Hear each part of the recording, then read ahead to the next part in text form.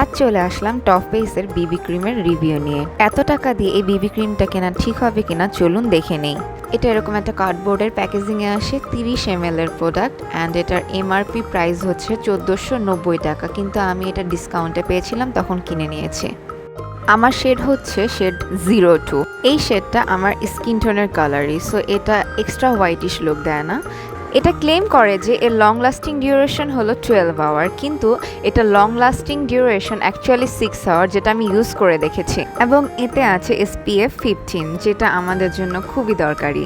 এখন আমি এটা ফেসে অ্যাপ্লাই করে দেখাচ্ছি। অ্যাপ্লাইয়ের প্রথমেই আমি আমার ফেসটি ভালো মতো ক্লিন করে নিচ্ছি একটা ওয়েট ওয়াইপ দিয়ে।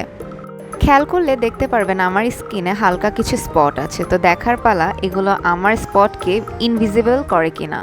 আমি আমার আঙ্গুলের সাহায্যেই হোল ফেসে বিবি ক্রিমটা অ্যাপ্লাই করে নিচ্ছি। সাধারণত অন্য বিবি ক্রিম ইউজ করলে আমার অ্যাকনি প্রবলেম ফেস করতে হয়, কিন্তু এটা ইউজ করার পর আমি কোনো অ্যাকনি প্রবলেম ফেস করিনি। আমার ইউজ করা শেষ। চোখের নিচের কালো দাগ প্লাস হচ্ছে যে অ্যাকনি স্পটগুলো ছিল ওগুলো কিন্তু ইনভিজিবল হয়ে গিয়েছে, সাথে একটা ন্যাচারাল লুক এবং ভেলভেটি ফিনিশও দিচ্ছে। বিবি ক্রিমটার ওভারঅল ভালো লাগলেও আমার কাছে এটার প্রাইসটা একটু বেশি মনে হয়েছে।